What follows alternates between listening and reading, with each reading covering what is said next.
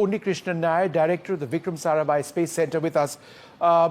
Congratulations, sir. You've been very closely involved with this particular mission. We'll talk about the mission in a moment, but let's talk about the landmark first. 100 launches, significant launches. I'm not talking about sounding rocket. 100 significant or major launches by ISRO. Where does that take us, or where does that place us as a space power?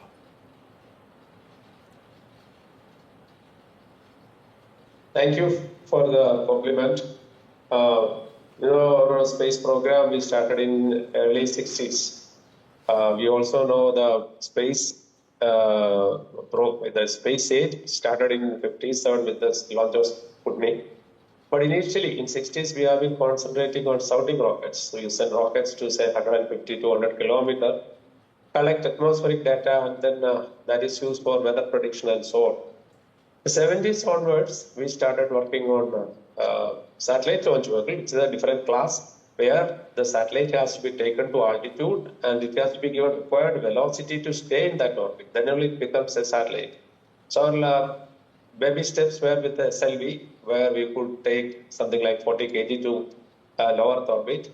Then it was later augmented by ASLV. That means adding further boosting power to SLV by adding 2 strapods. But then they were not, major big rockets. But the big rocket business we started with the PSLV, which was a quantum jump, a 100 class satellite, and that too for remote sensing and multiple applications. But then later, PSLV uses solid and liquid, that is earth storable propellant. But then we need a more efficient propulsion, cryogenic propulsion. That is how we started working on GSLV. And GSLV, the upper stage, uses cryogenic propulsion. Usually, most efficient stage will be at the top because that has to travel farther. And after that, with the experience that we gained from GSLV, we started working on totally indigenous cryo stage for our LVM3.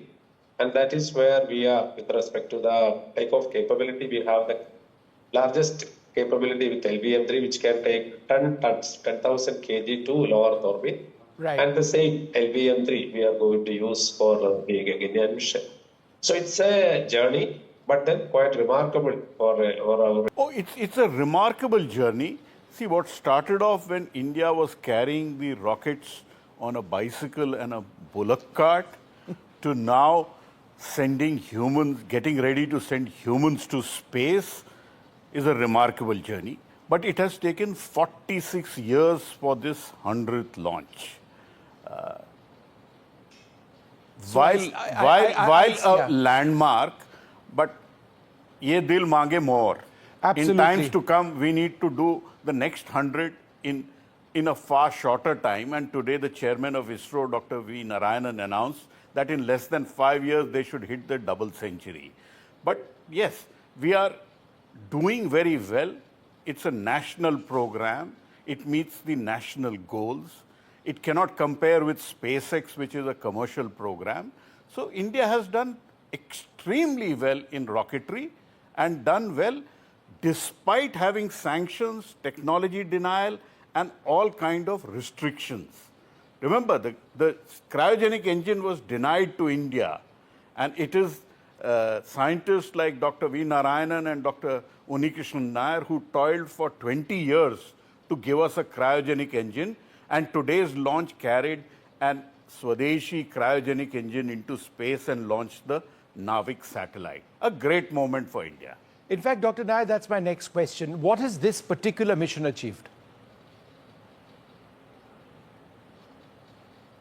Okay, this is apart from the 17th launch of GSLV, which is again the 8th operational launch with the Indian cryogenic stage. It has launched NVS-02 satellite into its precise orbit. It is a geosynchronous orbit, which is, that is the type of constellation we use for our Navy. And it has... See, the next generation launch vehicle, which right now it is named as NGLV. The government has given approval for that, which is compared to LVM3, it's a monstrous in size, more than 90 meters tall. and it is using more greener propulsion, which can take 30 tons, 30,000 kilograms to low Earth orbit. So that rocket development has been initiated in ISRO. So it's going to be to meet our future requirements, and by having multiple launches of NGLV, we can take higher payloads to farther place, including moon. Let's talk, Pallav, a little bit about the NGLV, our space station, which India is developing, and ultimately a mission to the moon would piggyback on the NGLV, essentially, right? Oh, essentially, see, we need a heavier lift launch vehicle. We've reached the capacity with the launch vehicle Mark III. It's a remarkable vehicle, launch vehicle Mark III, 100% success record, very nice. But we need a heavier lift rocket, and the NGLV fits that bill, and the government has just cleared the project, and ISRO will be making that. And like Dr. Nair was saying, India would be using methane and liquid oxygen as fuel, and also using the cryogenic upper stage. And that is the vehicle which will be used for making India's space station called the Bharatiya Antariksh Station, for which Prime Minister wants it to be done by 2035, and then to land an Indian on the moon by 2040. And all of that would be done by the next generation launch vehicle. And the third launch pad, which will accommodate the NGLV, has also been cleared by the government. So the roadmap for ISRO till 2040 has been laid, and the budget approval for that also has been given by Prime Minister Narendra Modi's government. So the roadmap and the money are all available. Rest, now it depends on Dr. Unnikrishnan Nair and his team to deliver. Dr. Nair, let's talk about the one mission which all of us have our eyes squarely on, the Gaganyaan mission. There are lots of critical technologies which are being developed, not least of all the capsule itself and the habitability of the capsule. It has to be human certified. That's technology which is difficult to acquire. Even if it does come, it's very, very expensive. I believe we are developing it ourselves. What progress have we made?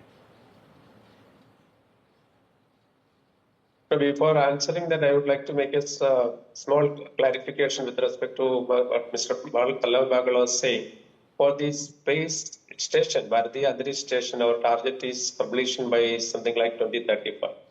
So we are going to depend upon LVM-3 and its variants for building the space station in spaceflight.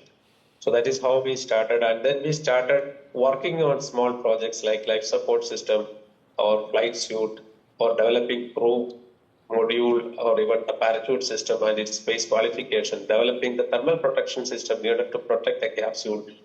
And even on the human training, we started afresh. What is human training? Of course, we have only literature data available, but there also only limited information is available. So we know our work. So we started working right from the solid booster, L110 cryo stage, and looked at what are the areas where we need to strengthen in terms of mechanical or even terms of instrumentation and so on. So that is how we evolved our own process of human training, and then made a matrix of testing we need to do to ensure that the human ratings, whatever standards we are stipulating, we are meeting that. And we have successfully completed all the tests or all the propulsion systems, and we are, that phase we have completed. Second part is the crew escape system, which is again a vital system for a manned mission, where we depend upon a high reliability crew escape system to ensure the to rescue the crew, rather than making a very complex launch vehicle more and more high reliable. We can always have a simplified escape system, and that can have an order of higher reliability.